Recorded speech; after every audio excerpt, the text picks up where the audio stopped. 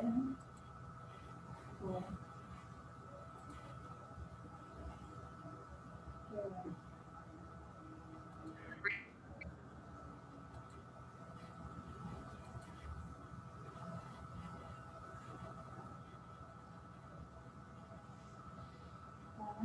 Qué bueno.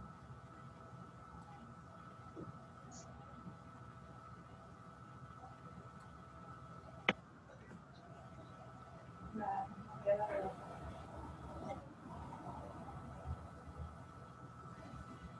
Claro. Aló, buenas tardes. ¿Se ve la pantalla? Sí, ingeniero, se ve. ¿Se ve estudio organizacional del proyecto? Cuídese. Sí, ingeniero. Ya, es para estar seguro. Gracias, igualmente, gracias.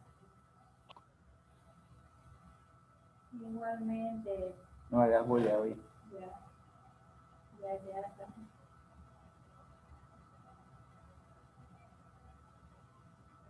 Bueno, gracias. Gracias, igualmente. Gracias. Hasta luego. Chao, chao.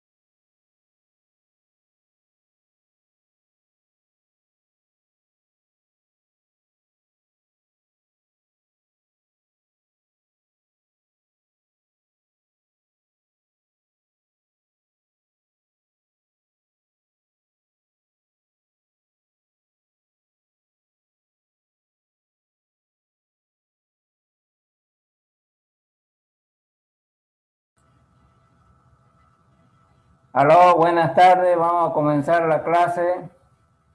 ¿Me escuchan? Sí, se escucha, ingeniero. Sí, ingeniero. Se Ya, escucha. entonces vamos a comenzar la clase y vamos a ver lo que es el estudio de la organización.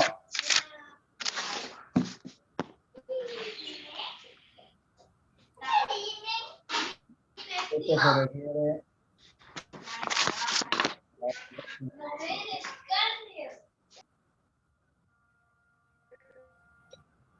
ya. Esto se refiere a aquella estructura, ¿no?, que va a llevar adelante la ejecución del proyecto, como también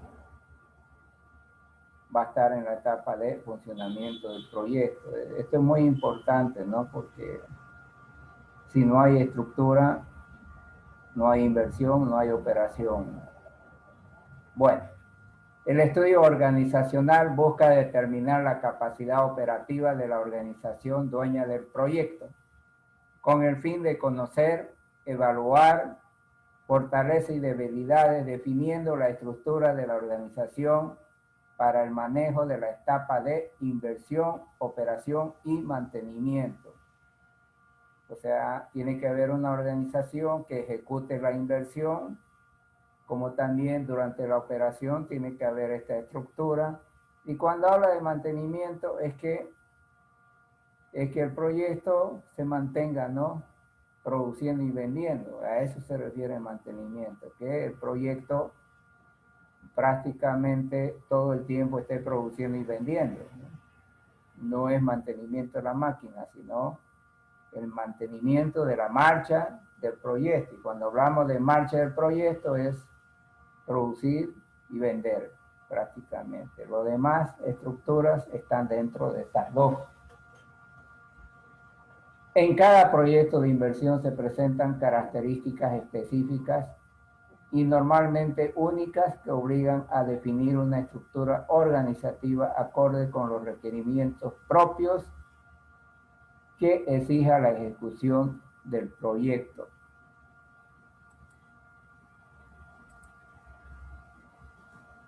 Diversas teorías se han desarrollado para definir el diseño organizacional del proyecto.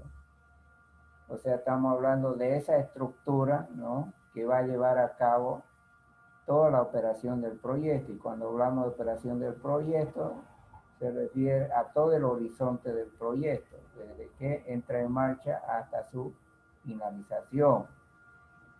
La teoría de la organización se basa en los principios de la administración propuestos por Henry Fayol, los cuales se refieren a Henry Fayol es uno de los padres de la administración moderna, ¿no?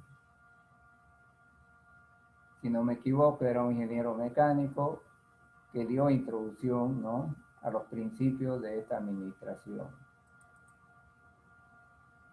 El principio de la división del trabajo para lograr la especialización, estructuración de tareas. El principio de la división del trabajo quiere decir que toda empresa hay una tarea total. Esta tarea total la vamos a ir dividiendo y esta división de las tareas, de esta tarea total, va a lograr los diferentes puestos de trabajo, ¿no?, en los cuales se requiere uno o más especialistas, ¿no?, para cada área de trabajo.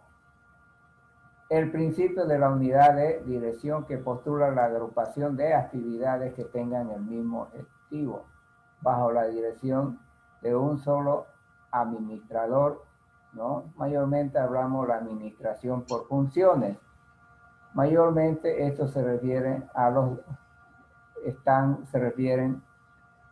departamentos. El departamento de producción, la función es producir. El departamento de venta es vender y traer dinero a la planta, y así sucesivamente, ¿no? Donde en cada departamento hay un jefe, ¿no?, que es el que administra la operación de este departamento. Ahora viene el otro principio, el principio de la centralización. Establece que el equilibrio entre la centralización y la descentralización. Normalmente en una empresa hay una gerencia donde centraliza, ¿no?, gran parte de las actividades y más que todo las decisiones. Y cuando hablamos de descentralización es que hay ciertas decisiones que se delegan a los jefes de los distintos departamentos, ¿no? El de producción tiene las decisiones para producir, ¿no? El de venta tiene las decisiones, ¿no?, para vender, pero hay un control centralizado, ¿no?, que es la gerencia general, ¿no?, el cual es responsable de mantener un equilibrio entre los distintos departamentos, ¿no? A su vez centraliza decisiones, pero descentraliza operaciones y algunas decisiones menores. Principio de autoridad y responsabilidad. Bueno, todo cargo ejecutivo, ¿no?, todos los jefes tienen que tener autoridad. Es decir, la autoridad quiere decir prácticamente hacerse obedecer y respetar, ¿no?, porque muchas son autoridades, pero no hay este principio de autoridad. La autoridad es la que dirige, ¿no?, y se hace responsable, ¿no?, de su propia dirección. Bueno, vamos a ver otra situación de esta parte de la organización. Por otra parte, la teoría de la organización burocrática de Max Weber señala que la organización debe adoptar ciertas estrategias de diseño para racionalizar las actividades colectivas. Entre estas se destacan la división del trabajo, la coordinación de las tareas y la delegación de autoridad y manejo impersonal y formalista del funcionario.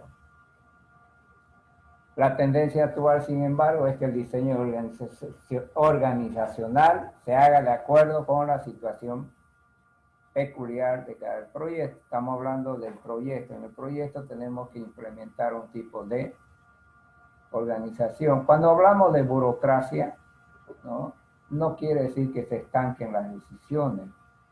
En toda empresa bien manejada es necesario la burocracia, porque a través de la burocracia hay un buen control ¿no? La diferencia está en que hay empresas que se duermen con la documentación y no hacen correr las decisiones, pero una buena empresa es bastante burocrática, pero sí las decisiones se toman al momento, ¿no? Es decir, hay bastante papeleo, porque por un lado hay una fábrica que fabrica productos y se vende, pero a la par de eso hay otra fábrica que es toda la documentación, ¿no? Se va generando documentación, pero estas son para tomar decisiones, ¿no? Al momento. La burocracia es necesaria porque destaca el control de todo lo que se hace y minimizar los errores. Naturalmente que acá, igual que lo anterior, el trabajo se divide, ¿no? Entre los distintos puestos. Hay una coordinación de tareas. ¿Qué quiere decir la coordinación de tareas? Que un puesto de trabajo no se superpone tareas como con otro puesto de trabajo diferente. Es decir, hay fronteras entre las tareas entre un puesto y otro. No se repiten las mismas tareas. La delegación de autoridad se refiere a que por lo general, ¿no? El máximo ejecutivo delega autoridad, ¿no? A los puestos inferiores. Es decir, el gerente general tiene que delegar autoridad a los jefes de producción, de mercadeo, de recursos humanos, etcétera, ¿no? Y por supuesto, cada uno va a asumir una autoridad delegada, ¿no? Como funcionario. Entonces, acá cada empresa va a adoptar un sistema de organización, ¿no? La que le parezca, ¿no? Aquella organización con la que va a lograr su objetivo. Porque de la organización de la empresa se tendrán resultados, ¿no? En la empresa. Que pueden ser pérdidas o ganancias. Ahí se tiene que llegar, ¿no? La organización se hace por un lado, se corrige para solucionar problemas que hay, ¿no? Dentro de la organización y su estructura de tareas, porque cada puesto tiene que tener las tareas bien organizadas y no superpuestas, sino coordinadas para poder lograr el objetivo. Cada puesto de trabajo tiene un objetivo que están en función del objetivo global de las empresas. Mayormente el objetivo global de las empresas se llama utilidad, porque los propietarios, los dueños de la empresa, lo que esperan es utilidades positivas, ganancias en otras palabras. La estructura organizativa que se diseñe para asumir estas tareas tendrá relevancia no solo de su adecuación para el logro de los objetivos previstos, sino también por sus repercusiones económicas en las inversiones iniciales y los costos de operación del proyecto. Eso yo lo que hablaba, ¿no? O sea, mayormente tiene que haber una organización, una estructura durante la implementación del proyecto, ¿no? Porque alguien tiene que dirigir, ¿no? Las compras, el montaje, los gastos. Y cuando el proyecto entra en marcha, también alguien tiene que dirigir, es decir, va a incluir eso en los costos de operación del proyecto. Las estructuras se refieren a las relaciones relativamente fijas que existen entre los puestos de una organización y son el resultado de los procesos de la división del trabajo.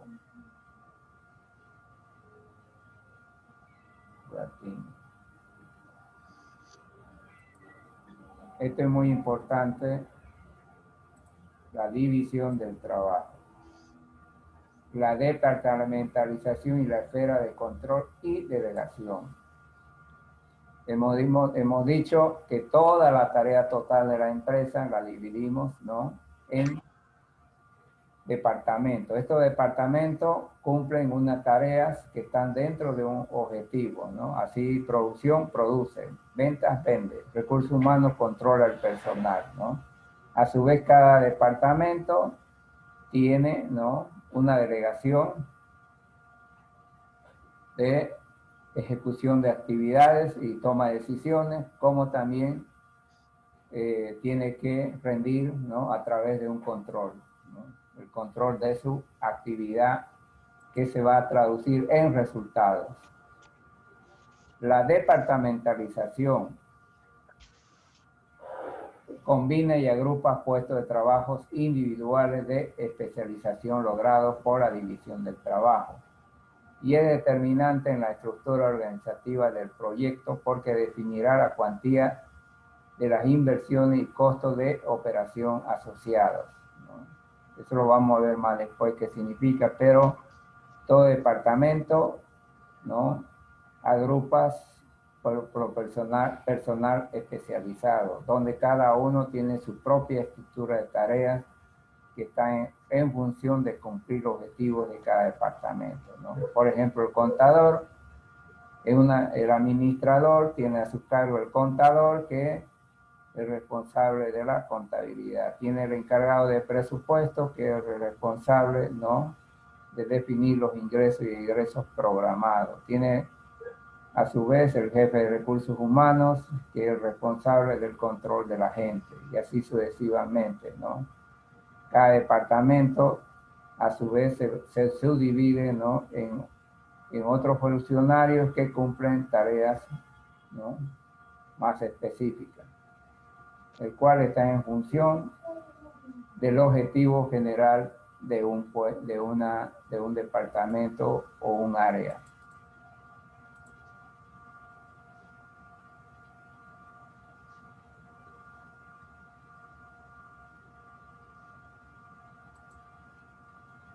Los tipos más comunes de departamentalización son por funciones, territorios, productos, clientes o mixtos.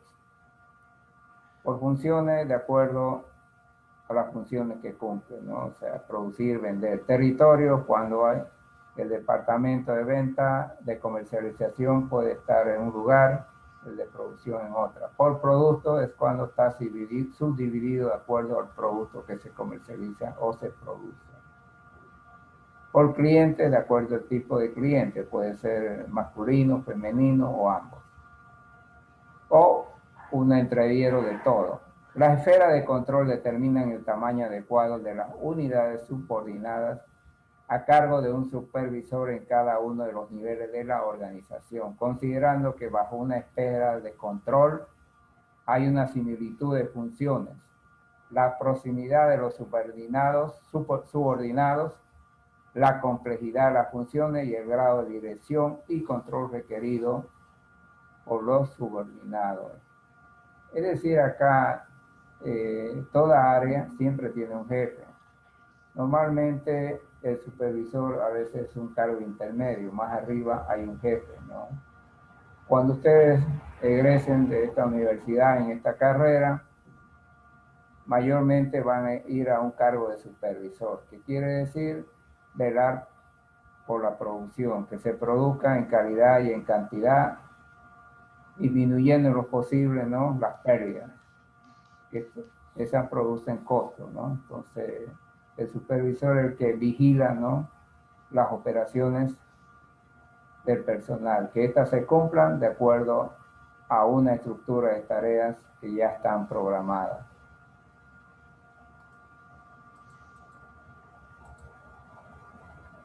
Bueno, ¿cuál es el objetivo del estudio organizacional? Prácticamente tener una estructura.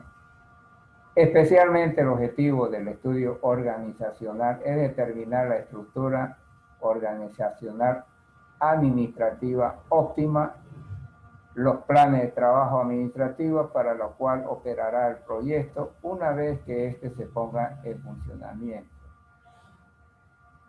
Entonces, por lo general hay una pequeña estructura para la implementación, más que todo para la parte de construcción y montaje, ¿no?, del equipamiento del proyecto. Pero cuando estamos hablando de poner en marcha este proyecto, ahí viene lo grueso, ¿no? Tiene que tener una estructura administrativa, ¿no?, donde normalmente está la división, ¿no?, de la parte ejecutiva y la parte de decisiones. La parte de decisiones son los dueños, ¿no?, que es el directorio, y para abajo está el gerente con sus demás jefes y áreas, ¿no? Entonces, eso del gerente para abajo, con sus jefes de áreas, jefes de sesiones, son la parte que ejecutan, porque ejecutan las decisiones del nivel superior, que son los, en muchos casos, son los inversionistas. De este estudio se debe determinar los requerimientos de recursos humanos, estructura civil, su localización, muebles y enseres, equipos, tecnologías y financieros para atender los procesos administrativos. Entonces, cuando estamos hablando de esta estructura orgánica, que mayormente la representamos, ¿no?, a través de un diagrama, ¿no? Diagramas demostramos la gerencia, los jefes, etcétera, ¿no? Un organigrama, ¿no? Esta organización va a definir, ¿no?, los recursos humanos de decisión, ¿no? Y a su vez ellos necesitan oficinas. Estas oficinas, que son parte de la estructura civil, necesitan muebles, ¿no? Necesitan aire acondicionado, etcétera, equipos, ¿no? Cuando hablamos de tecnología son mayormente informáticos, y financieros cuando hablamos de recursos, ¿no?, que se requieren para llevar a cabo esta estructura, ¿no?, administrativa, pero tomando en cuenta la estructura civil, los equipos de oficina, etcétera. De esta manera puedan atender aquellos procesos administrativos en su área de trabajo. ¿Cuál es el proceso para el estudio organizacional? Ahí estamos hablando que para el diseño de la estructura organizacional se siguen los siguientes pasos. Estamos hablando de esa estructura que va a administrar la empresa, ¿no?, a lo largo del funcionamiento de la misma. Primero, definir los objetivos generales de la empresa. Debe existir concordancia entre la estructura organizacional y los objetivos. Toda empresa define sus objetivos generales y específicos, ¿no? Muchas veces dice un objetivo, bueno, este año queremos tener un rendimiento del 10%, una utilidad del 10%, y queremos crecer para hacer ciertas inversiones. Eso es un objetivo, ¿no? Por otro lado, puede ser el objetivo incrementar las ventas, ¿no?, de un 10% con una utilidad de 15%. En fin, son objetivos, ¿no?, que involucran a todo el sector administrativo. Entonces, una vez definidos estos objetivos, se debe elaborar un listado de actividades administrativas necesarias para el logro de estos objetivos. ¿Qué significan? Son tareas. ¿Cuáles son esas tareas que se tienen que tomar en cuenta? Y los recursos necesarios. Luego tenemos que definir cuál de estas actividades se subcontratará y cuáles serán de manera directa. Entonces, cuando hablamos de subcontrato, es contratar otra empresa de apoyo, ¿no? Por ejemplo, si esa organización necesita computadora, bueno, hay que contratar quien le va a meter los programas, ¿no? Eso es el subcontrato. El programa que se tiene que llevar a cabo, el programa informático.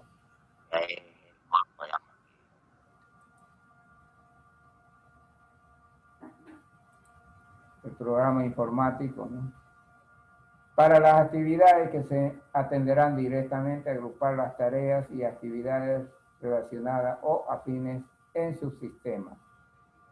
Entonces, hay actividades, ¿no?, que pueden ser directas, es decir, no se necesita contratar a alguien, ¿no?, sino que el personal que se defina tendrá que tomar directamente, ¿no?, el grupo de tareas que se le asigna, ¿no?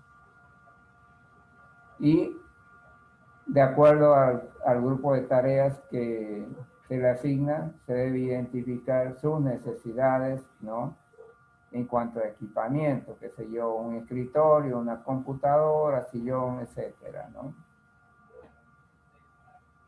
Luego tenemos identificar las funciones específicas que debe cumplir cada subsistema. Entonces, mayormente cuando hablamos de subsistemas son áreas. Por ejemplo, el área de contabilidad, ¿qué va a hacer? El área de caja, ¿no? ¿Qué funciones va a cumplir? Entonces, ahí estructuramos una serie de tareas para cumplir estas funciones ya específicas, ¿no? En la medida que se van desagregando los cargos hacia abajo de la estructura, las funciones ya son más específicas y que se tienen que escribir como tareas que se deben cumplir, las cuales se deben controlar, ¿no? En función a los objetivos propuestos. Luego tenemos cuantificar las necesidades de recursos humanos de cada subsistema. En contabilidad, cuánto personal necesitamos y cuáles son sus características o especialidades. Normalmente llamamos perfil del cargo. ¿Cuál es el perfil que debe tener la persona para ocupar un cargo? Expresar los subsistemas en unidades administrativas o grupos de trabajo. Ahí estamos, por ejemplo, la unidad de caja, unidad de contabilidad, la unidad de ventas, etc. Asignar funciones y definir los cargos para cada unidad administrativa o grupo de trabajo. Lo mismo, ¿no? ¿Cuáles son las funciones que va a cumplir, ¿no? El contador, el cajero, el encargado de venta, el encargado de distribución, el encargado de producción. Se tiene que definir, ¿no? Las funciones, ¿no? Que están compuestas de tareas que se deben cumplir y asignarle el cargo. Con todo esto recién podemos elaborar el organigrama. Es decir, en una empresa que ha ido en buena dirección, primero se hacen las estructuras, ¿no? De tareas y cargos y de último se hace el organigrama. En una empresa no bien manejada, primero se hace el organigrama y después le buscamos las tareas, no es así. Primero hay que definir las tareas, los puestos de trabajo y de último se hace el organigrama. Luego lo que hacemos es el manual. Entonces describe un manual de funciones y responsabilidades para cada puesto de trabajo, ¿no? Cada puesto de trabajo tiene que cumplir una serie de funciones, ¿no? Y las responsabilidades que debe asumir. El diseño de la estructura organizacional depende de criterios y principios administrativos, los cuales no son generalizables a todos los proyectos. Los principios administrativos de la división del trabajo, unidad de mando, tramo de control, departamentalización y la delegación de funciones deben aplicarse al momento de definir la estructura. Además, se deben tener en cuenta factores de cada proyecto, factores particulares de cada proyecto, como las relaciones con clientes y proveedores, cuantificación de las operaciones, el tipo de tecnología administrativa que se quiera adoptar, la logística necesaria particular de cada proyecto, la externalización de algunas tareas, puede ser contabilidad, cartera, ventas, la complejidad de las tareas administrativas propias del negocio. Entonces, como se dijo más antes, lo que tenemos que hacer en todo el sector administrativo, porque la administración redunda en toda la planta, ¿no? Tenemos la administración de la producción, la administración del control de calidad, de contabilidad, de administración, de venta, etcétera. Todos los cargos cumplen, ¿no? Una función de administrar y lo departamentalizamos, ¿no? También cada puesto de trabajo tiene su propia unidad de mando, ¿no? En la cual se tienen que definir las relaciones, ¿no? Relaciones externas, ¿no? Las relaciones externas, ¿no? Que tiene la empresa, por un lado son los clientes, los que compran, y por otro lado son los proveedores de materia prima y los insumos, ¿no? Entonces eso, ahí es muy importante porque por un lado entra el dinero y por otro lado sale el dinero.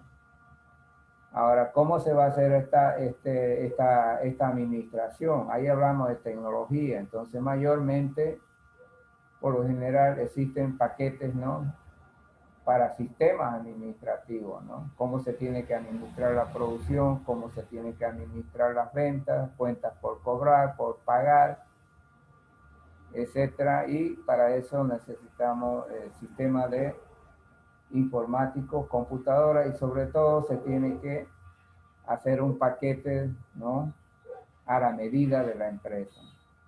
Algunas cosas, digamos, se puede hacer por terceras personas, o sea, terciarizar, ¿no? Puede ser la parte de cobranza, cuando se contrata a alguien que vaya y cobre las cuentas por cobrar, ¿no? En fin, hay tareas que se pueden hacer por terceros, por ejemplo, el mantenimiento de las computadoras, el mantenimiento de vehículos, etcétera, ¿no? Eso se llama externalización de algunas tareas. Efectos, y acá este capítulo es muy importante, efectos económicos originados de la estructura organizativa. Durante la preparación del proyecto, la estructura que adopte para su implementación y operación está asociada con los egresos de inversión. Esto es muy importante, que tenemos que tenerlo claro.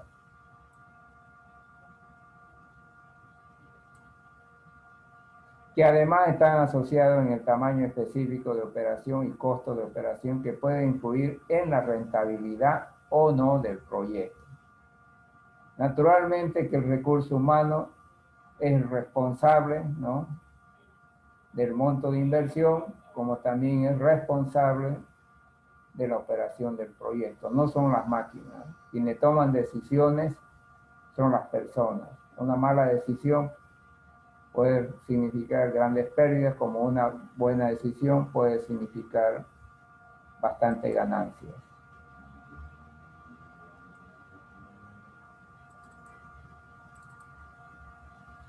Bueno, ¿cuáles son las inversiones que va a demandar esta organización? De la estructura organizacional del proyecto se originará el requerimiento de disponer de una estructura física y equipamiento para los diferentes puestos de trabajo, por lo general desde el nivel gerencial hasta el nivel de secciones, de acuerdo al requerimiento del tipo específico de cada proyecto, como ser oficina de gerencia general, de producción, de comercialización, administración, adquisición, caja, estacionamiento, ¿no?, para vehículos, etc. O sea, normalmente las oficinas, como su nombre lo dice, son para los jefes, ¿no? Jefe de mando medio y mando alto. Pero normalmente se lo hace hasta el nivel de sección, ¿no? Por ejemplo, sección de adquisición, sección de caja, etc. Entonces, cada departamento tiene una estructura específica, ¿no? El de producción va a tener una oficina de producción, el de administración va a tener su oficina de administración con su personal, ¿no? Se hace una estructura de acuerdo al tipo de personal. Entonces, por un lado, cuando hacemos la estructura, ¿no?, los jefes mayores van a tener oficina, ¿no? Entonces, se le manda a mayor número de jefes, mayor número de departamentos, se le manda mayor cantidad de inversión en oficinas. Por eso no se puede crear alegremente puestos de trabajo en una empresa privada. En una estatal se lo hace porque el dinero no es de nadie, ¿no? Asimismo, la operatividad de la estructura, en especial la infraestructura física, como las oficinas tendrán requerimientos de muebles, computadoras, aire acondicionado, ventiladores, sistemas de comunicación y otras instalaciones de acuerdo al servicio que prestará el proyecto en marcha. Entonces, en la medida que va creciendo la empresa en jefes que necesitan oficina, la inversión va subiendo. Cada oficina necesita muebles, necesita computadores, aire acondicionado, ventiladores, sistemas de comunicación, necesitan para el piso, ¿no? Alfombra para el piso, necesitan para las ventanas cortinas y va sumando, ¿no? La inversión. No solamente es la oficina, sino toda la indumentaria que va a tener la oficina dentro, ¿no? Por eso es que muchas veces a los jefes, a los departamentos se los agrupan, ¿no? Ustedes ven en los bancos que muy raro es el que tiene una oficina, ¿no? Todos están los escritorios ahí en plena sala, ¿no? Porque en esos aspectos sí hay mejor comunicación por un lado y mejor atención. Luego tenemos los costos operacionales por la estructura organizacional. Por un lado tenemos la inversión en oficinas, ¿no? Todo el equipo y material, ¿no? Dentro de esta oficina. Pero ahora también cada cargo que está en oficina genera costos para la empresa.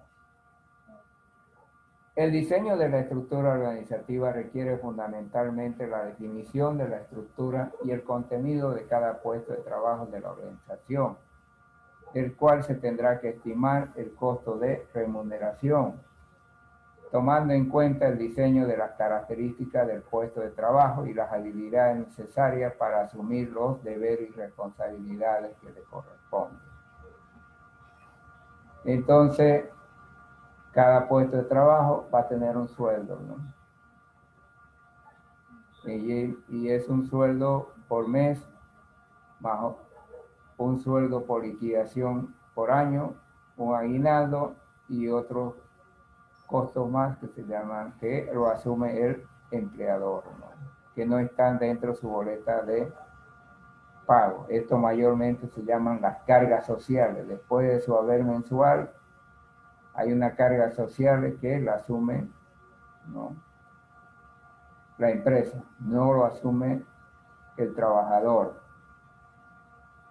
De acuerdo a la estructura diseñada, se tendrá costos operacionales cuando el proyecto está en su fase operativa. Estos costos se tienen la remuneración de todos los trabajadores, sueldo, salario, uniforme de trabajo, equipo de protección personal donde corresponda, refrigerio, transporte, ¿no?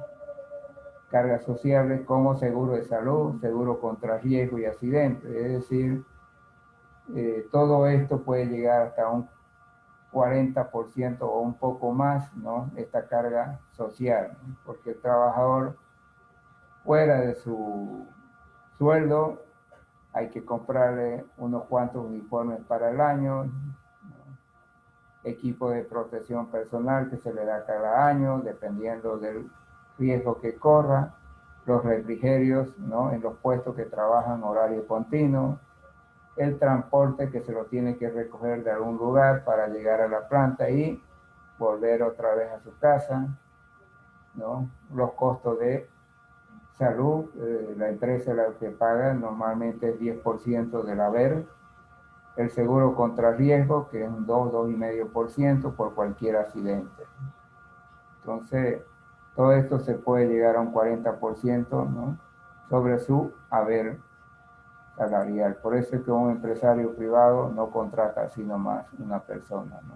Por la carga social. En 5 años ya se le debe bastante dinero a un trabajador. La localización geográfica del proyecto influye directamente sobre el costo de las remuneraciones, cualquiera sea el nivel que ocupe el personal en la organización. En este sentido, la disponibilidad o escasez de personal en la región y los posibles incentivos no monetarios que deban implementarse para asegurar la cantidad de profesionales y mano de obra calificadas requeridas para constituir factores necesarios de estudio. Es decir, la mano de obra tiene diferentes costos para el proyecto. No es lo mismo la mano de obra en Santa Cruz, ¿no? Por ejemplo, que en Sucre ¿no? O Cochabamba. Mayormente en Santa Cruz se paga más. A esto se refiere en esto. Dependiendo dónde esté el proyecto, la mano de obra es mucho más cara, ¿no? En lugares donde hay más demanda, ¿no?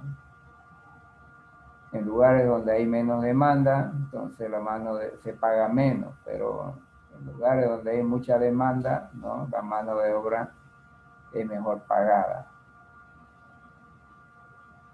Y eso lo podemos ver entre departamentos o regiones que hay diferencias, ¿no? Sobre todo entre los jefes, ¿no? Los distintos haberes. Importancia de los sistemas y procedimientos administrativos en la formulación del proyecto. En el estudio técnico del proyecto no solo se determina el monto de inversión de la tecnología requerida que se vaya a incorporar al proyecto para su implementación. Con el tamaño de la planta y la selección de maquinaria y equipos se establece la cantidad de insumos demandados, su almacenamiento y la cantidad de existencias óptima, incluyendo los espacios necesarios para ello. De esta manera, el estudio técnico proporcionará un sinnúmero de información importante que deben procesarse en el estudio evaluativo y que condicionan el tamaño, la tecnología, la localización, el financiamiento, la organización y algunos otros aspectos. O sea, una vez teniendo la estructura organizacional, ahora viene el sistema de control, ¿no? Este sistema de control va a depender, ¿no?, del tipo de organización, del financiamiento que hubiera, donde se encuentra el proyecto, ¿no?, porque eso va a definir la tecnología que se adopte. Entonces, los sistemas de control son muy importantes, por ejemplo, en los almacenes. Tenemos que ver el movimiento de materia prima, el movimiento de productos terminados, etc. Y para ello se necesita un sistema de información, ¿no? O sea, toda estructura, si no tiene un sistema de información, no va a marchar bien.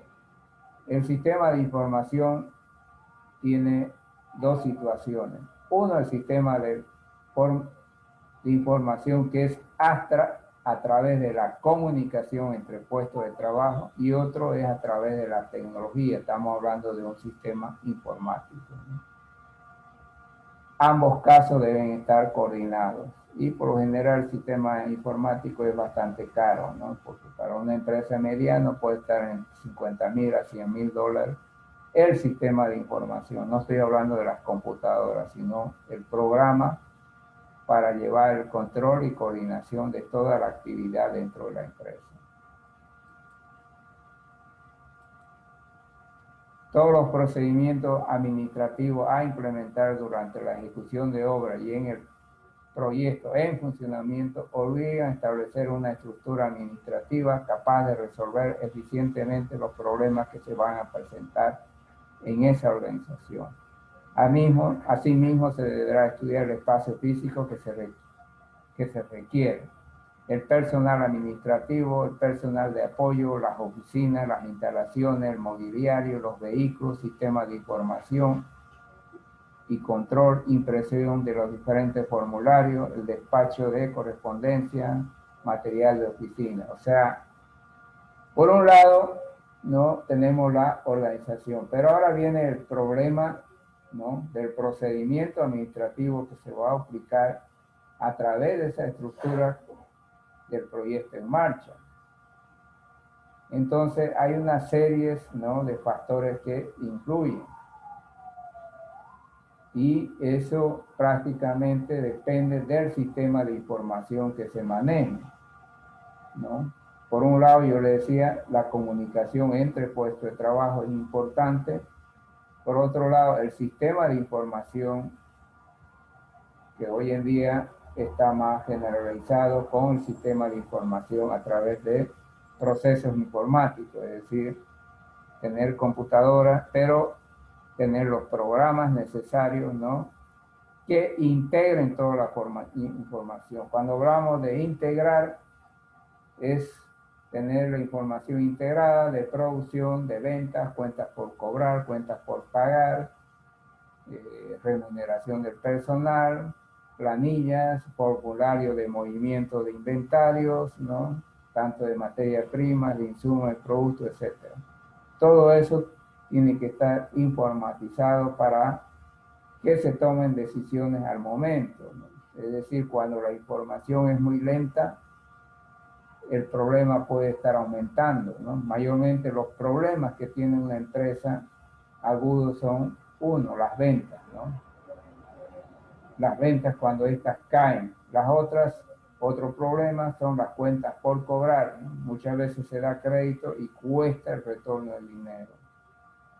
Por otro lado, la eficiencia con que el personal, ¿no?, tome decisiones, ¿no? Puede tomar decisiones muy acertadas como decisiones que le cuestan mucho a la empresa, ¿no?, en cuanto a lo económico. En fin, todo esto, toda esta estructura debe estar, ¿no?, acorde para ir solucionando los problemas sobre la marcha. O sea, la estructura debe estar con un buen perfil del personal, porque puede ser que la estructura es muy buena, pero el personal no tiene, ¿no?, la suficiente capacidad o el perfil para el cargo, ¿no? Por eso es que las empresas van cambiando siempre de personal o van reestructurando su estructura orgánica para hacer frente a situaciones, ¿no?,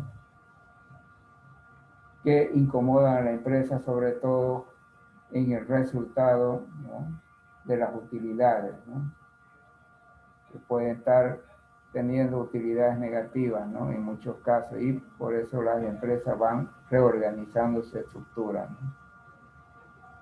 Bueno, ¿alguna pregunta hasta acá?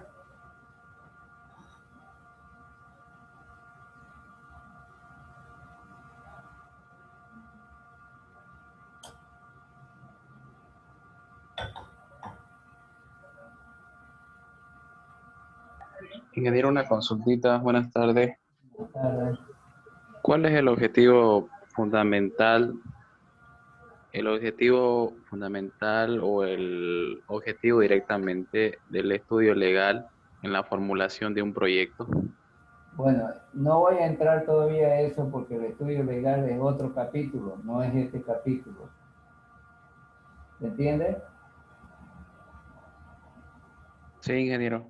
Lo que pasa es que el estudio legal se va desde la misma formación de la empresa, es decir, el tipo de organización a nivel de empresa, no este tipo que estamos hablando. O sea, estamos hablando de constitución de empresa que debe corresponder a las leyes nacionales de un país, ¿no? Eso lo tocaremos en su momento, ¿no? Ya, ingeniero. Acá, porque si no, lo demás, no vamos a salir de este tema, ¿no? Hay otro tema que se llama la parte legal, que tiene que ver mucho con la organización, pero no estamos hablando de la estructura orgánica, estamos hablando con la organización de la empresa en el sentido que tiene que cumplir todos los pasos legales para poder, ¿no?, operar dentro de un territorio. Mayormente, en nuestro caso, estamos hablando de personería jurídica, la adopción de una forma de organización, ya sea SRL, SA, ¿no? Pero ese es otro tema, ¿no? Es otro tipo de organizar, pero organizar la empresa a nivel, ¿no?, de la sociedad, de los propietarios. Acá estamos hablando la organización a nivel operativo, ¿no?, del proyecto. Eso cuando entremos en ese tema no hay problema, ¿no? Lo debatimos. Acá sería muy bueno no irnos hacia allá, sino a lo que es la organización, ¿no?, que es donde ustedes más van a trabajar, ¿no?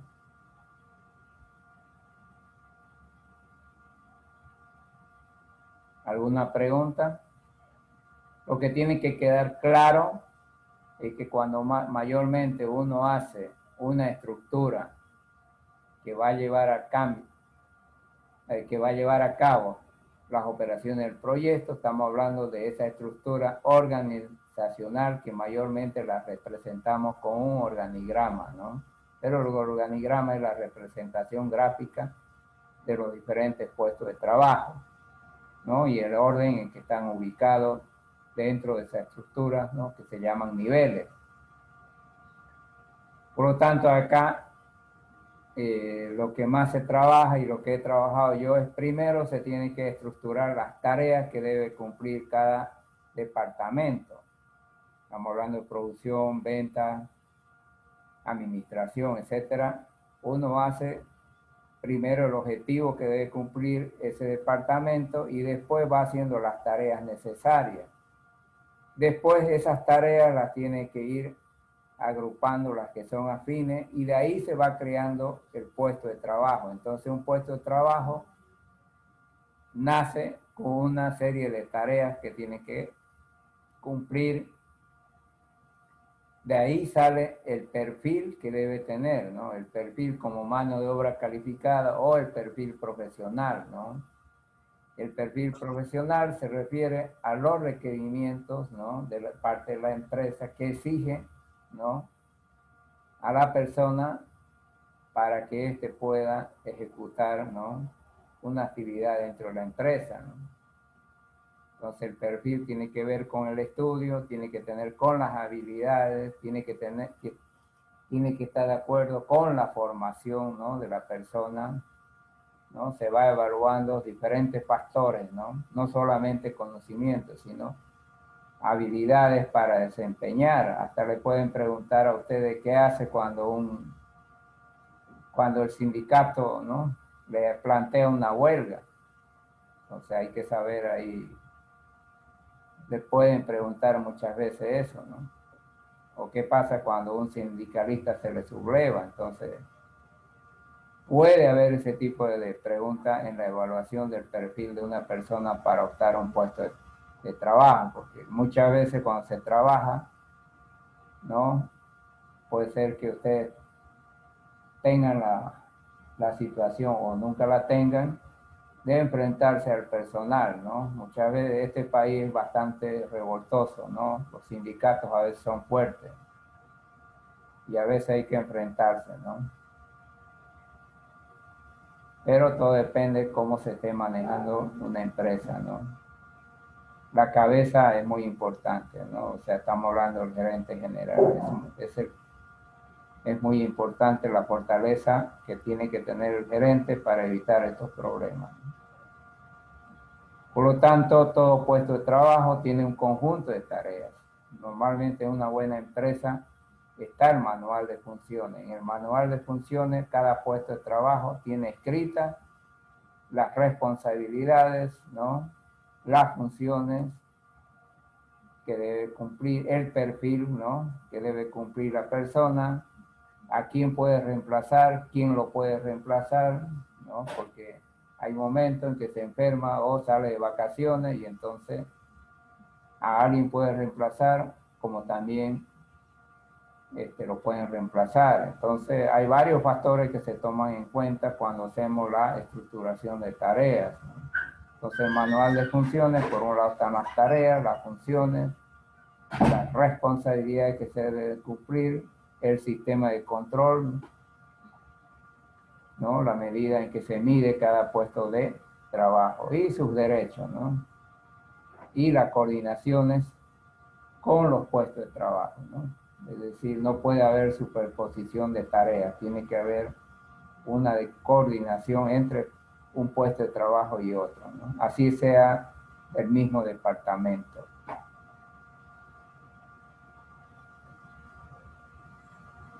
Ingeniero, yo tengo una pregunta. Buenas tardes. Ya. Quería saber qué son los egresos de inversión. Los ingresos de inversión se refieren al costo del proyecto. O sea, tenemos desde los activos fijos tangibles y los activos fijos intangibles, que posteriormente lo vamos a ver.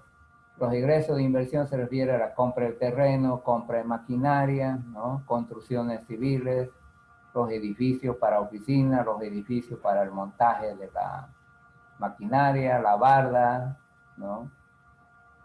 Es decir, son las inversiones en las cuales ustedes la ven la planta, ¿no? Cuando van a una empresa, ven una planta funcionando, todo lo que ven ahí se refiere a la inversión.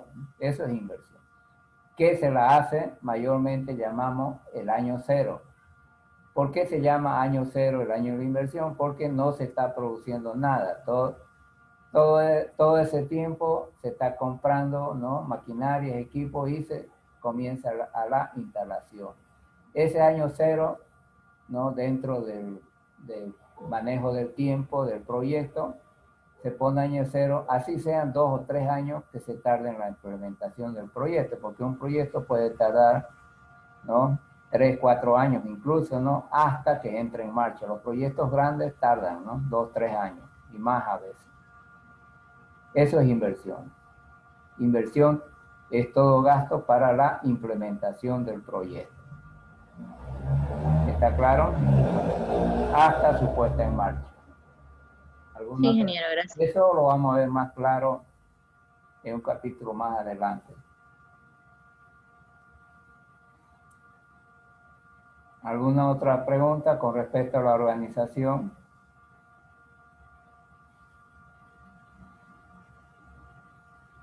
O sea, toda área siempre tiene su manual de función. Por ejemplo, yo para la carrera le he hecho el manual de funciones, ¿no? Se le ha hecho la estructuración de tareas, las coordinaciones, etc. Le he hecho todo un manual, ¿no? Somos los únicos que tenemos manual en la facultad, ¿no? Por la experiencia que tengo, ¿no? De haber hecho manuales de función para empresas.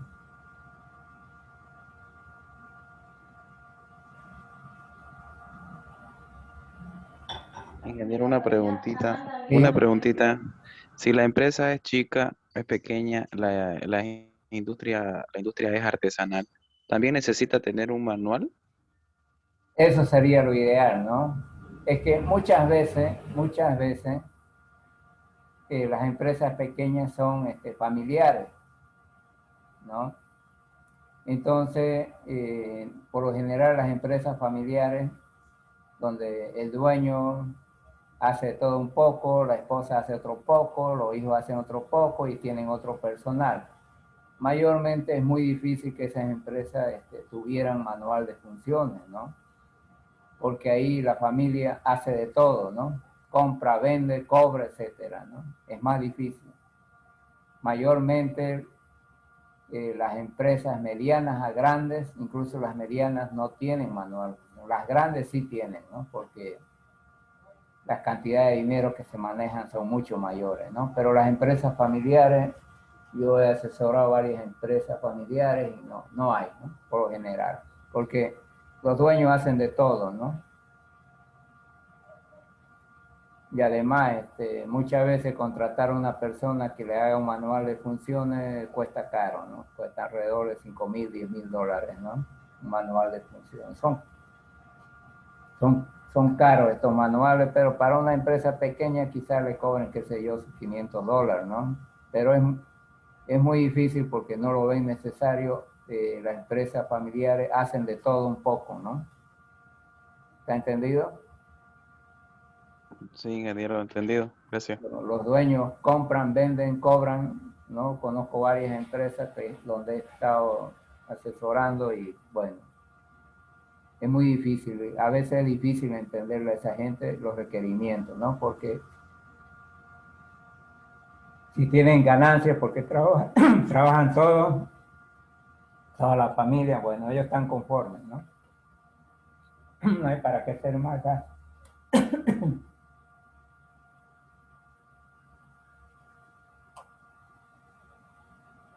Otra pregunta.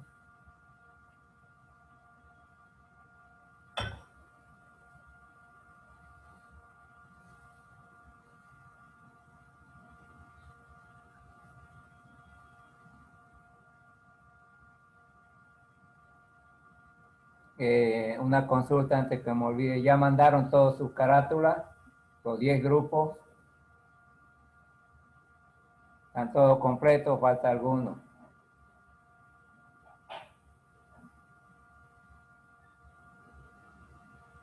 Hay algún grupo que falta enviar su carátula, tienen que enviármela porque ya voy a organizar yo los temas, ¿no?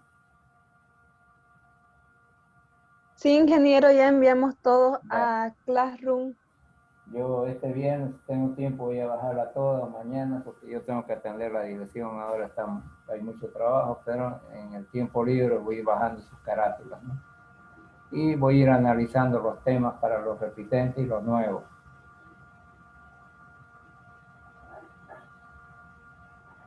¿Alguna otra pregunta?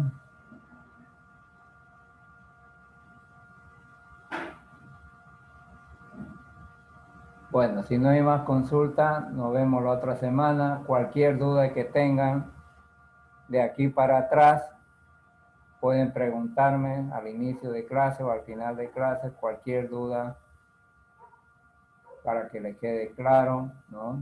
Estudien y vayan formulando sus preguntas. Por eso es que yo estoy tratando de hacer clases cortas para que ustedes pregunten, ¿no? Pero traten de no preguntar hacia adelante porque se van a chipar. Entonces, cuando toque cada capítulo, ¿no? Ahí yo le puedo profundizar. Lo que me interesa es que de aquí hacia atrás vayan viendo, profundizando, ¿no? ¿Qué dudas tienen? ¿No? Yo estoy tratando de hacer que las clases se acaben este tiempo para que ustedes pregunten. Esa es la razón por la que hago las clases más cortas, ¿no? Para que ustedes saquen sus dudas. Ingeniero, una pregunta de ¿qué es el costo de remuneración? El costo de remuneración es lo que se le paga al personal. El personal, en el personal hay dos costos. Uno se llama el haber mensual, que es el básico. Y el otro son las cargas sociales. Vamos a decir, si el haber, para hacerlo muy fácil, a un gerente se le paga un haber salarial de 10.000 bolivianos, el haber mensual. Sobre ese haber mensual se hacen las cargas sociales, ¿no? Entonces, vamos a decir, cuando más o menos un 35% son las cargas sociales, que vienen, ¿no? Por el aguinaldo, un sueldo que tiene, que se llama un sueldo de liquidación anual, tiene un aguinaldo anual, ¿no? Hay el costo de riesgo, lo paga la empresa, el costo de salud lo paga la empresa, AFP y todas esas cosas, entonces más o menos son un 35%. Entonces, si un gerente, ¿no? gana 10.000 bolivianos de haber mensual, a eso tenemos que sumarle un 35%, ¿no? Entonces, son 3.500 bolivianos más. Entonces, su total ganado son 13.500. Ese es el haber. ¿Se entiende? Esa es la remuneración que se le paga.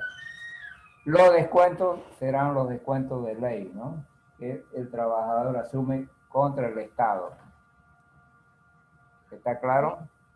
Sí, gracias, ingeniero. Entonces ya se dan cuenta porque una empresa muy difícil contrata supernumerarios. Estoy hablando de una empresa privada, ¿no? ¿Por qué?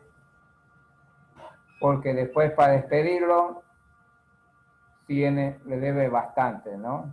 Tiene un sueldo por año y si ya está 5 años le debe 5 sueldos, que son sueldos total ganados, es decir, el haber básico más las cargas sociales, ¿no? Por eso es que toda empresa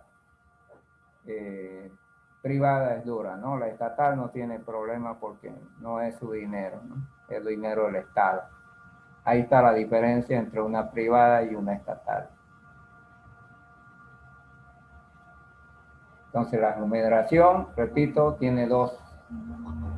Uno es el haber, ¿no? mensual, que se llama haber básico, y su carga social.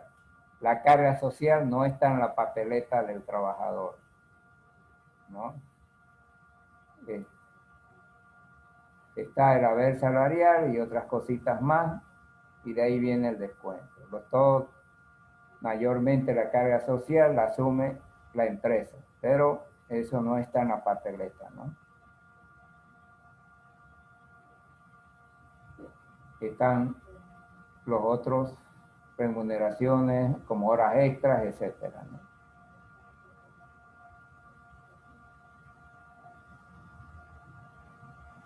Ingeniero, una pregunta sobre la estructura organizacional, ¿cómo se la podría definir? La estructura organizacional es aquella estructura que va a llevar, ¿no? las funciones, ¿no?, de una empresa, o sea, que va a llevar, ¿no?, el desarrollo, ¿no?, sobre todo el desarrollo del funcionamiento de una empresa. Este funcionamiento va a depender del tipo de empresa. Puede ser una empresa de producción, puede ser una empresa netamente de comercialización que compra y vende, depende del tipo, ¿no? Entonces, la organización es la que va a llevar adelante, ¿no?, el funcionamiento de una empresa, acorde con sus objetivos, ¿no? Toda empresa tiene sus objetivos, ¿no?, que mayormente están enmarcados en obtener utilidades, ¿no?, porque los socios le imponen al gerente cierto nivel de utilidades, ¿no? Van a haber muchos, en los periódicos, muchos cambios de gerentes, ¿no? La empresa perdió y lo cambian, ¿no? ¿Se entiende? Por eso es el dicho ahora, todo se mide por resultado. ¿Cuál es el resultado en una empresa? La utilidad. Entonces, esa organización es la que va a llevar adelante, ¿no?, el cumplimiento de los objetivos de una empresa a través de su funcionamiento. Si es empresa de producción, es empresa de comercialización o de servicio, ¿no? Es como un ejército, ¿no?, donde cada puesto de trabajo tiene su propio nivel de funciones y sus propios objetivos que va a cumplir, que están enmarcados dentro del objetivo general de la empresa. Toda empresa, al igual que la universidad, fija su objetivo al inicio de cada gestión, ¿no?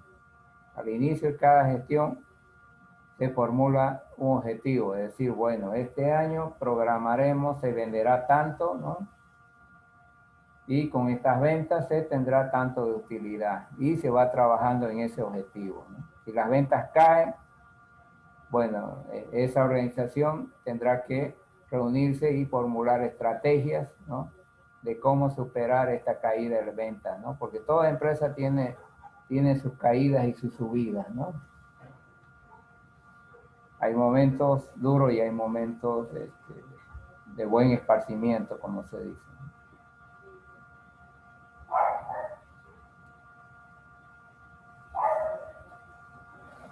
¿Alguna otra pregunta?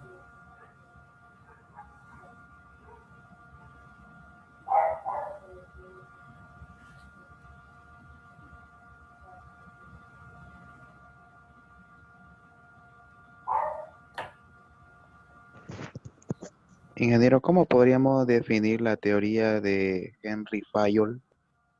No, Fayol fue el que estructuró, el que hizo la estructuración de tareas. Es un poco complicado, ¿no? O sea, él dijo, bueno, en un departamento hay que darle ciertas tareas, pero hay que reestructurarlas. O sea, ¿a qué se refiere? Que una tarea no puede ser superpuesta sobre otra. ¿Se entiende? Eso es lo que dice Henry Fayol. Es decir, el soldador no puede tener tener las mismas tareas que el mecánico de vehículos. Ahí entra Fayol. ¿Está entendido? Sí, ingeniero. ¿No? Es decir, no solamente existe Fayol, existen una serie de personas, ¿no? Creo que el padre inicial es, no, ahorita Frederick Taylor, ¿no? Taylor era un ingeniero mecánico que hizo la estructuración de tareas, pero a la persona se lo miraba como si fuera un animal, es decir, no tenía descanso, ¿no? Se le calculaba el horario para cada tarea, digamos, ¿no? Sobre todo esto nació mucho en las construcciones, porque hay un tiempo para llevar ladrillo, otro tiempo para hacer la mezcla, etcétera, ¿no? Aparece Fayol y después aparecen varios, ¿no? O ahorita no recuerdo los otros que contribuyen, son dos personas, ¿no? Donde dicen, aparte de la coordinación de tareas, bueno, hay que darle ambiente, ¿no? El trabajador no puede trabajar en un cuarto oscuro, dicen, ¿no? Hay que darle iluminación. Y así sucesivamente esta teoría de la administración va creciendo, ¿no? En el sentido de que el trabajador produzca más. Hoy en día hay otra situación, estamos con la rama de la ergonomía, ¿no? O sea, las teorías van siguiendo hasta ahora. La ergonomía le dice que al trabajador hay que darle todas las comodidades para que él no tenga enfermedades sociales, ¿no? Hay que enseñarle cómo se tiene que parar, o si va a trabajar sentado, hay que diseñarle, ¿no?, una silla ergonómica que no le duela las nalgas o la cadera, ¿no? La ergonomía ahora está de moda, ¿no? Donde tenemos que crearle al trabajador un ambiente de tal manera que él no se vaya a dislocar un brazo, ¿no? Por ejemplo, el botón de la máquina tiene que tener, qué sé yo, cierta altura, digamos, para que él no esté subiéndose a una silla a apretar el botón. Entonces, hoy en día estamos en eso de que el trabajador tenemos que darle cierto confort, ¿no? Y en eso ha ayudado mucho esto de la informática, porque ya tenemos equipos con alta tecnología de control automático, y no solamente control automático, sino robotizado, ¿no? Hay industrias que ustedes no van a ver gente, ¿no? Solamente se ven transportadores de un equipo a otro, se ven gatos hidráulicos, brazos hidráulicos. Yo estaba en una fábrica en otros países donde solamente hay gatos hidráulicos que suspenden la carga, hay brazos hidráulicos que acomodan el producto y lo van transportando al almacén. O sea, suficiente es un operario para un montón de máquinas, ¿no? Pero lo único que hace el operario es mirar, entonces ya no se está matando en hacer fuerzas, ¿no?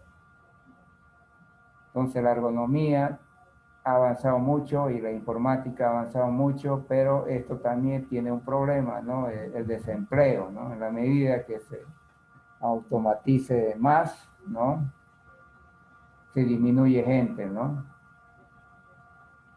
Hay fábricas que han robotizado su industria y, por ejemplo, la Ford robotizó su industria y ha botado como 60.000 empleados de un tirón, ¿no? Entonces, también es el otro problema. En la medida que avanza la tecnología, en algunos casos mejora la comodidad del trabajador, pero en otro espacio está creando desempleo, ¿no? Porque antes una máquina la manejaban 4 o 5 personas. Ahora un grupo de máquinas, desde una central de computadoras, la maneja una persona, ¿no? Todo un proceso, ¿no?, o un par de personas, ¿no? Si se van a Palmasola, hay un cuartito donde están operando, ¿no? Una sala de control, ¿no? Un par de personas, todo un proceso gigante, ¿no? Entonces, es el otro problema, ¿no?, que es para el trabajador. Entonces, estamos obligados siempre a que la mano de obra calificada vaya creciendo, ¿no?, en su actividad de conocimiento. Pero en muchos casos la ergonomía está entrando en todo, ¿no? Ahora le dicen, si ustedes ven la tele, le ponen los asientos de un vehículo que ofertan, dice asientos ergonómicos, ¿no?, donde el chofer no sienta ese dolor de espalda o de cadera o de pierna, ¿no? O sea, los equipos se diseñan en función a la persona, ¿no?, de tal manera que él tenga mayor rendimiento. ¿Alguna otra pregunta? Ingeniero, ¿cómo podemos definir la mano de obra calificada? La mano de obra calificada es aquella que tiene una destreza, ¿no?, y habilidades para un oficio. Por ejemplo, un zapatero, ¿no?, sabe cómo costurar el zapato, sabe cómo prender el zapato, ¿no?, que no es lo mismo otra persona que nunca ha hecho este oficio. Entonces, hace un arreglo del zapato de tal manera que es durable. Eso es mano de obra calificada. Un albañil ¿no? que hace un buen cimiento, ¿no? Sabe cuánto de piedra va a agregar, sabe cuánto de arena, de ripio, etcétera. Él sabe ese oficio.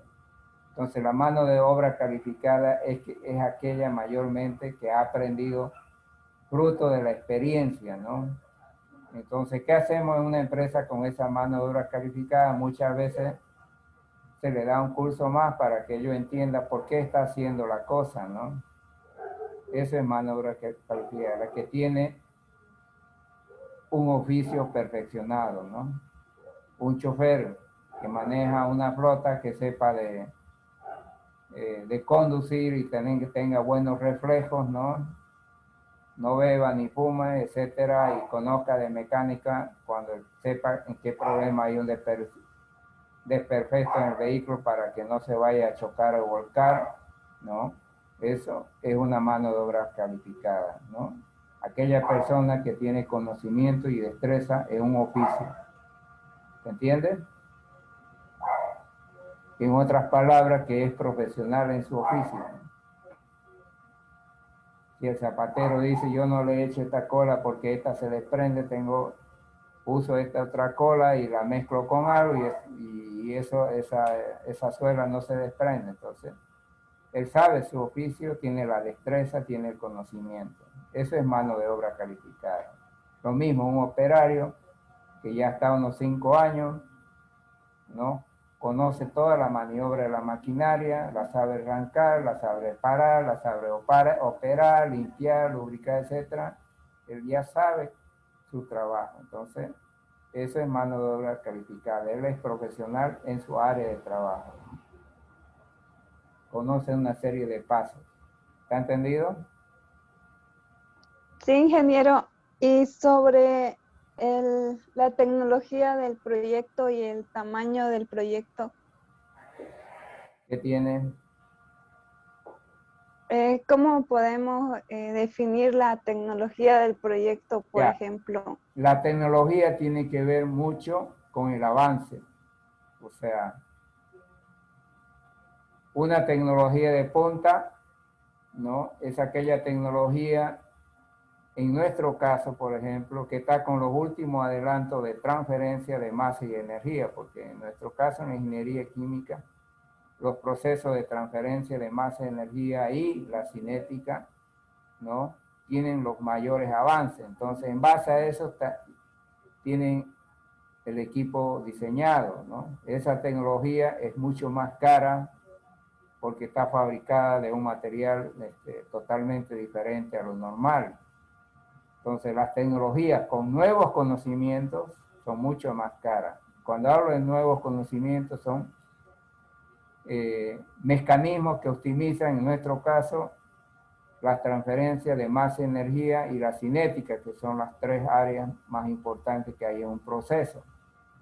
Entonces, están hechos esos equipos de un material, ¿no? Que permiten, ¿no? El máximo aprovechamiento de estos mecanismos.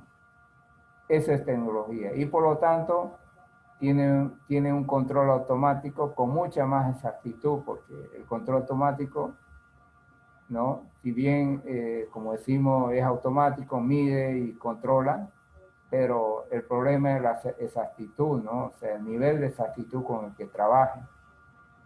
Entonces, las tecnologías de nuevo conocimiento son más elevadas, no son caras, que no tienen nada que ver o muy poco con el tamaño del proyecto.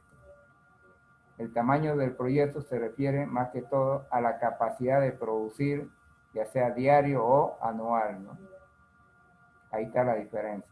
Una, la capacidad se refiere a la capacidad de producir en un día o por hora o por año, o la cantidad a procesar de materia prima por día o por año.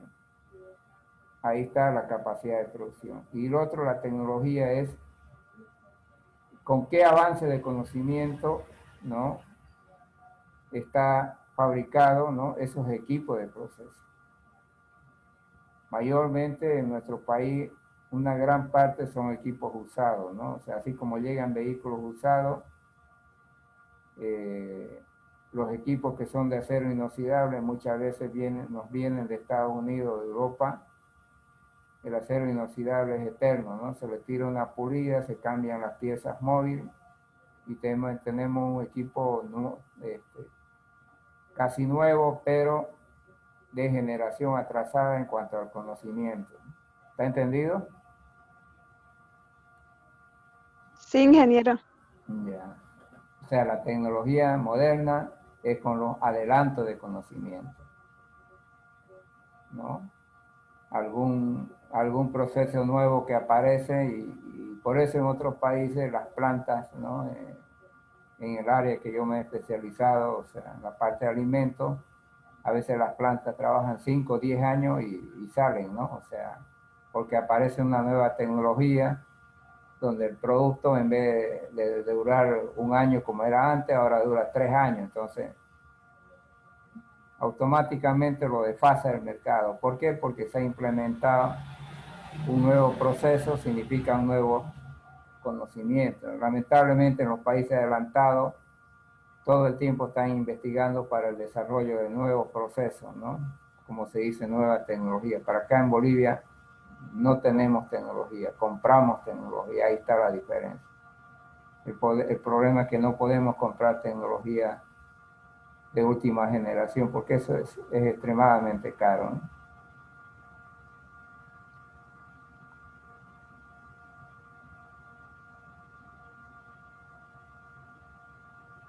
Es decir, las universidades son responsables de desarrollar tecnologías, pero en esta universidad, el día que se acabe la política, ahí recién se va a desarrollar, ¿no?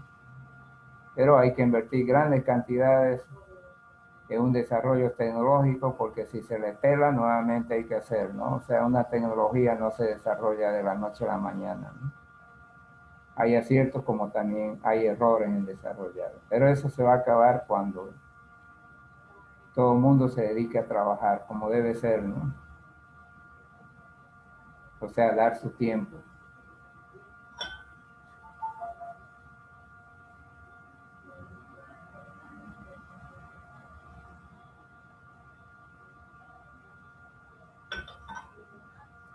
¿Alguna otra pregunta?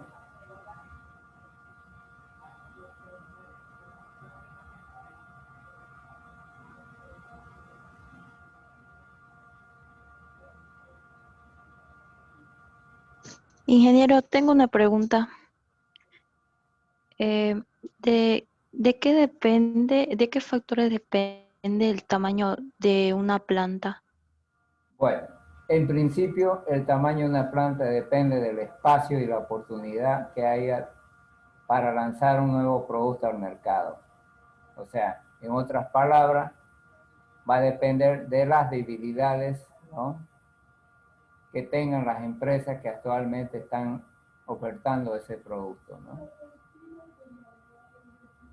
Porque si el mercado está copado, es de más poner una planta. Uno, va a depender de la migración, ¿no? Si el crecimiento de la población está creciendo, puede haber oportunidades. Y otra de los ingresos, pero en este país los ingresos casi no aumentan. Entonces, el inversionista tiene que ver oportunidades del mercado. Normalmente, si queremos ver oportunidades del mercado, vamos a tener que pararnos en todos los mercados y ver qué compra la gente, por qué lo compra y si está conforme, ¿no? No se puede hacer el estudio de mercado en un cuarto. El estudio de mercado se lo hace, ¿no?, yendo a los mercados, supermercados, a las calles, etc. O sea, investigando. Entonces se llama investigación de mercado. Uno. Otra, hay que ver si los que actualmente venden el producto son o no son empresas fuertes. Porque si son empresas fuertes con grandes capitales de inversión, a veces es muy difícil, ¿no?, competir con ellos. Esa es la base del estudio de mercado. Ahora, Va a depender, por otro lado, del dinero que dispongan los inversionistas, ¿no? Si verdaderamente hay o no hay el dinero, porque en realidad cuando se lanza un producto no se puede lanzar por lanzar, hay que cumplir, ese producto debe cumplir con todos los requisitos, ¿no? Con las normas, ¿no? Tiene que cumplir con el SENACIR, tiene que cumplir con las normas de calidad, etcétera, ¿no? De lo contrario, si se lanza un producto y sale con falla, el mercado lo va a rechazar. Ese es el otro problema, ¿no? Sí. Por eso, para lanzar un nuevo proyecto, hay que tener la gente con experiencia, y eso es caro, ¿no? Contratar gente con experiencia, porque he visto muchas empresas que lanzaron productos y se quemaron, ¿no? Algunas desaparecieron y otras tuvieron que cambiar su marca, ¿no? Porque esa marca se quemó. He visto 2 empresas que con su marca se quemaron, ¿no? Tuvieron que cambiar la marca. Entonces le ha costado muchos años ingresar al mercado. Entonces, toda la base de un proyecto está en mirar el mercado, ¿no? Y la oportunidad. Oportunidad hablo cuando hay crecimiento de la población y oportunidad de que los ofertantes y vendedores de ese mismo producto, ¿no? Tienen debilidades. Es decir, el producto no está satisfaciendo. Ahí hay una oportunidad. Y la otra es desarrollar el producto con alguna variante, ¿no? Que convenza al mercado que este producto es mejor, ¿no? Esa variante hace que el producto sea diferente, ¿no? Pero tiene que haber mucho gasto en cuestión de publicidad, ¿no? La publicidad es importante y ahí hay que tener buena cantidad de dinero, ¿no? Porque la otra es producir el producto y los inversionistas tendrán que ir a vender personalmente al mercado, ¿no? Ofreciendo uno por uno su producto. Que he visto muchos inversionistas que han ido a vender con su canasta al mercado, ¿no? Así han ido creciendo. Entonces, hoy en día hay mucha competencia. Por un lado, ustedes escuchan, hay el contrabando, ¿no?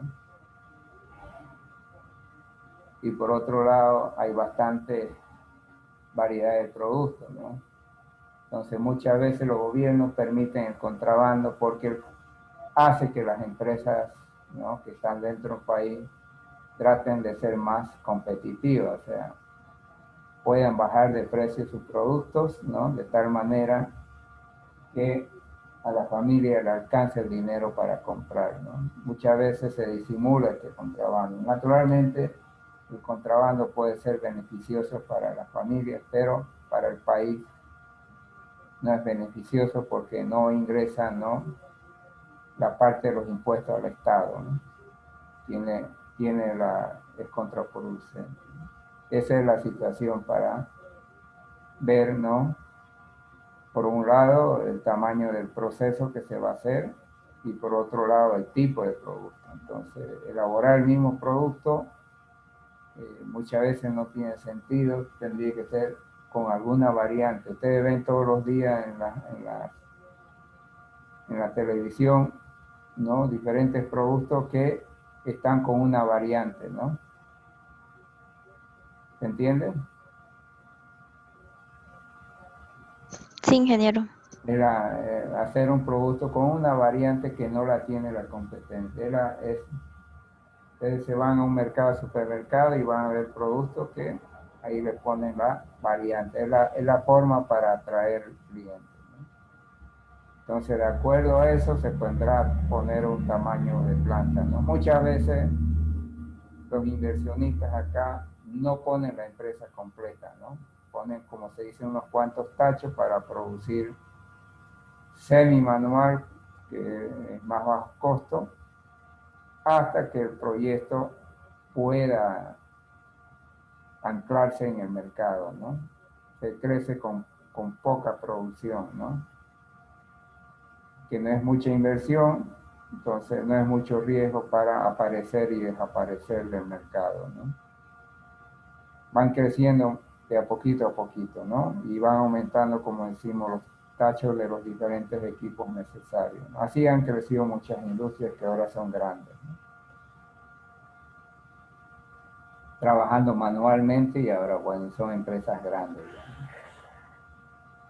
Hay muchos inversionistas que hacen manualmente, se convierten, hacen jabón de forma artesanal, en forma familiar, ¿no?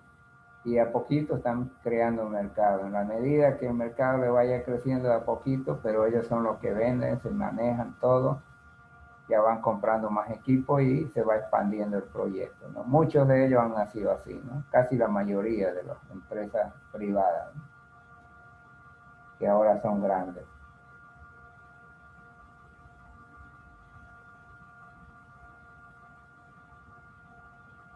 ¿Otra pregunta?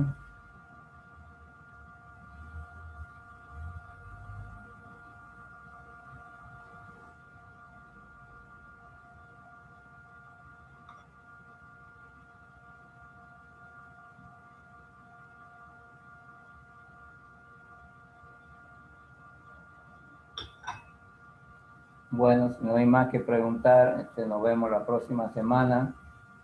Vamos a tratar de lo más rápido posible de entregarle los temas, ¿ya? Que le vaya bien. Hasta luego, ingeniero. Hasta Muchas luego. gracias. Hasta Hasta luego, luego, ingeniero. ingeniero. Hasta luego, ingeniero. Hasta luego.